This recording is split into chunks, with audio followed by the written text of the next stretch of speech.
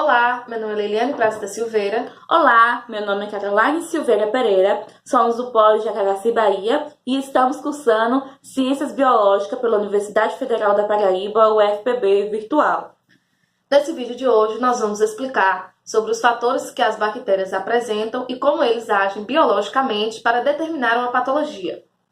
As bactérias patológicas são aquelas que podem provocar uma determinada doença, como, por exemplo, a Mycobacterium tuberculose, que provoca a doença tuberculose, a Streptococcus pneumoniae, que provoca a pneumonia, e existem vários outros exemplos. Mas, inicialmente, para que ele possa causar essa patologia, o micro-organismo ele precisa entrar no corpo de um hospedeiro. E ele realiza esse processo por meio de portas principais, que são a membrana da mucosa, o trato gastrointestinal, a via parental, a microbiota do aparelho urinário e também pela pele. Para que as bactérias elas sejam capazes de causar uma certa patologia, é necessário uma série de fatores. Quando o micro-organismo ele entra no corpo do hospedeiro, ele precisa se aderir às células epiteliais. E ele faz isso através das fímbrias, que são produtoras de adesinas. Nesse caso, as adesinas agem como importante fator na ação biológica de patologia, pois elas se ligam aos receptores de superfície no hospedeiro e elas impedem que o micro-organismo seja removido do corpo. A cápsula bacteriana é uma estrutura que está presente nas células procariontes. Sua função está associada à desidratação e ao aumento de poder de virulência bacteriana. Em relação à desidratação, a cápsula protege a bactéria contra a perda de água. Já em relação à virulência, a mesma confere proteção contra macrófagos de células procarióticas. Por fim, também serve de escudo contra a ação de bacteriófagos.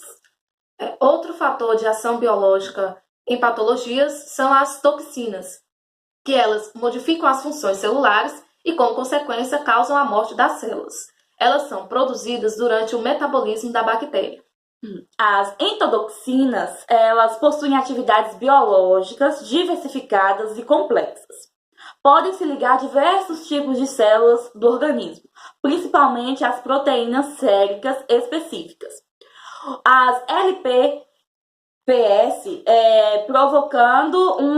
elas provocam uma resposta do organismo. Sua produção está presente no LPS da membrana externa da parede celular, sendo liberada somente após a destruição da bactéria.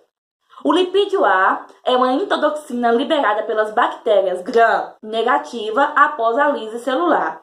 São relativamente estáveis, fracamente antigênicas, moderadamente tóxicas. Elas produzem febre e outros efeitos no hospedeiro. Outro tipo de exotoxina é a neurotoxina, a citotoxina e a enterotoxina. As exotoxinas elas são produzidas por bactérias tanto gram-positivas quanto gram-negativas e elas são liberadas no corpo do hospedeiro e vão provocar manifestações clínicas. O primeiro tipo de exotoxina é a neurotoxina, que ela age alterando os impulsos nervosos, altera também as funções celulares e provoca a morte da célula. Um exemplo desse tipo de toxina é a toxina botulínica e a tetânica. A enterotoxina, esta exotoxina, ela liga a receptores e afeta as células gastrointestinais. Um exemplo é a enterotoxina colérica e a enterotoxina estafilocócica. O último tipo de exotoxina é a citotoxina, que assim como as demais, elas agem de maneira tóxica, atingindo células e tecidos específicos. Um exemplo de bactéria que produz a citotoxina é a Escherichia coli. As enzimas são outros fatores com ação biológica em patologia.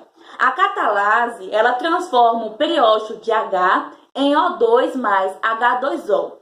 Todos os estafilococos são catalase positiva e o Streptococcus são negativos. A bactéria produtora da catalase, ela elimina os radicais periócitos e subperiócitos do metabolismo, melhorando a condição do meio. A fibrinosina, ela é uma enzima que desenvolve coágulo de uma fibrina quando ocorre naturalmente uma coagulação do mecanismo, este utilizado para a bactéria se disseminar. A lipase, ela hidrolisa os lipídios, o nuclease, ela hidrolisa o DNA, a penicilase hidrolisa o anel da penicilina B-lactamases. Outra enzima de ação biológica é a coagulase, que ela atua convertendo o fibrinogênio em fibrina. Durante esse processo de conversão é onde os coágulos são formados e eles impedem que ocorra a fagocitose.